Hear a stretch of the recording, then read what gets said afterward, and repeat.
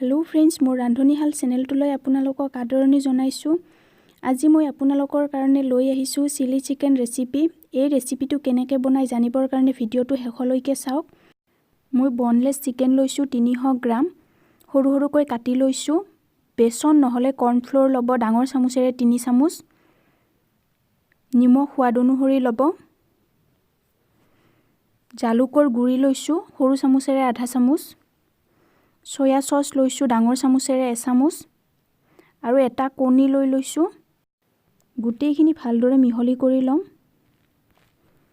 ইয়া মিহলি কৰি লৈছো ভালদৰে আৰু এতিয়া এইটো 15 মিনিট মানৰ কাৰণে ঢাকনিৰে ঢাকি ৰাখি দিম। আৰু এটা সৰু বাটিত ডাঙৰ চামুচেৰে 1 চামুচ ভিনেগাৰ আৰু 2 চামুচ গ্ৰীন চিলি সস লৈ লৈছো। আৰু টমেটো সস লৈছো ডাঙৰ চামুচেৰে 3 চামুচ। सोया सस लैसु डांगर चामुचेरे 1 चामुच। काश्मीरी रेड चिली पाउडर लैसु आधा चामुच सৰু চামুচেৰে এটো অপচনেল হয়। চেনি লैसु 3 ভাগৰ 2 ভাগ সৰু চামুচেৰে এটো অপচনেল হয়। আৰু এতিয়া গুটেইখিনি ভালদৰে মিহলি কৰি সাইডত ৰাখি দিম। আৰু ইপিনে এটা মিডিয়াম সাইজৰ পিয়াজ এনেকৈ ডাঙৰ ডাঙৰকৈ কাটি লৈছো। হেউজিয়া হালধীয়া আৰু ৰঙা কালাৰৰ ক্যাপসিকাম কাটি লৈছো ডাঙৰ ডাঙৰকৈ। আৰু পিয়াজৰ ঠাৰি লৈছো 2 চামুচ ডাঙৰ চামুচেৰে। নহৰু 12 পৰা 15টা লৈছো কুটি লৈছো। কেঁচা জলকীয়া 2টা কাটি লৈছো। প্ৰথমতে গেছটো জ্বলাই কেৰাহী এটা ৰাখি দিছো গৰম হ'বৰ কাৰণে। কেৰাহীটো গৰম হোৱাৰ পিছত তাত অলপ তেল লৈ লৈছো। চিকেনটো ফ্ৰাই কৰিবৰ কাৰণে লাগিব সেইকাৰণে তেল অলপ বেছিকৈ লৈ লৈছো। তেলটো গৰম হোৱাৰ পিছত গেছটো মিডিয়ামত ৰাখিছো ফ্লেমটো। আৰু এতিয়া চিকেনৰ পিস বিলাক এটাৰ পিছত এটা দি যাম এনেকৈ।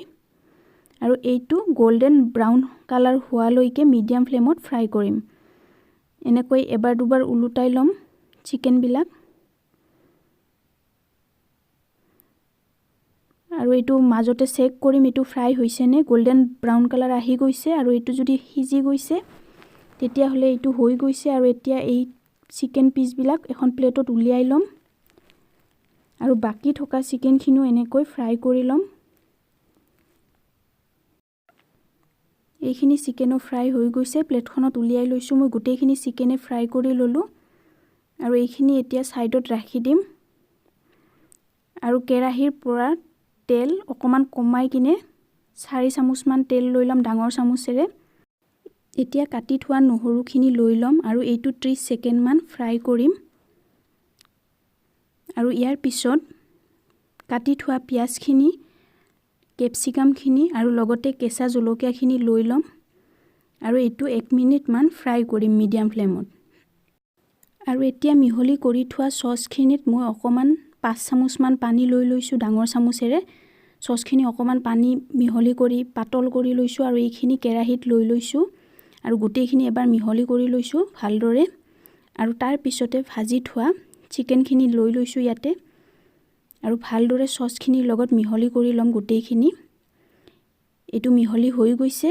আৰু ইয়াৰ পিছত কাটি থোৱা পিয়াজৰ ঠাৰিখিনি লৈ লৈছো। আৰু এইটো বেছি টাইম ফ্ৰাই কৰিব নালাগে জাস্ট মিহলি কৰিলে হ'ল। এটো ভালদৰে মিহলি হৈ গৈছে। গেছটো অফ কৰি লৈছো।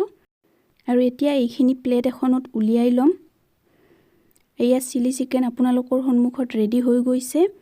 যদি ভিডিওটো চাই ভাল পালে তেতিয়া হলে লাইক কৰক, শেয়াৰ কৰক আৰু মোৰ চেনেলটো যদি এতিয়ালৈকে সাবস্ক্ৰাইব কৰা নাই তেতিয়া হলে সাবস্ক্ৰাইব কৰক। লগত থকা বেল আইকনটো ক্লিক কৰক। ভিডিওটো শেষলৈকে চোৱাৰ বাবে আপোনালোকক বহুত বহুত ধন্যবাদ।